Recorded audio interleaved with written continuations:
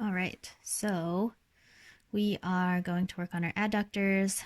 This one you may need to try a couple times until you master it, until you get it right.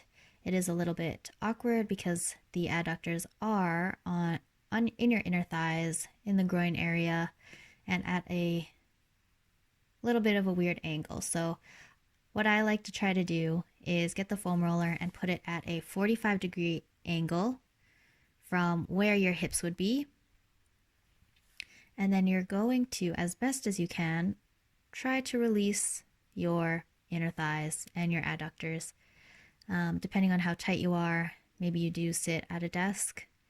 It can be relieving just to stretch it out. Use your foam roller for the stretch and maybe not even apply a lot of pressure. We tend to be quite tight in these areas, and for me, just holding it there slightly adds a little bit of relief. So, and this position by itself can be hard to put yourself in. This may not be accessible for you. So, I'm also going to show you a stretch, which if you can't get onto your foam roller in this way, I would recommend just focusing on the stretch first.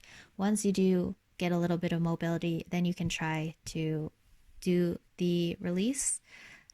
If you don't have the mobility, it might be harder to do the release, and then you can kind of use the two to kind of gauge where your body is at and what is comfortable for your body with where you are right now.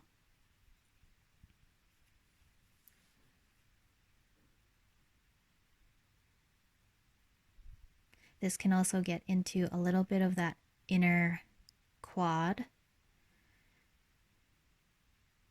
So you may feel the effects of the quad, even though you are working the adductors, and vice versa. You may feel like it's in your quad, even though this is the adductors. Everything is all related, everything is all interconnected. So if you are relieving one side of or one certain body part, it can help to relieve another. So that's why it's important to have an overall whole body well-being practice with massage. And then here I'm just going to demonstrate with the other side. I try to put my foam roller at a 45-degree angle. And for someone who has tight hips, this may not be accessible, like I had said. So maybe if you're coming from the program, I would recommend the stretch first, increase your mobility, then you can start to get to the release side of things.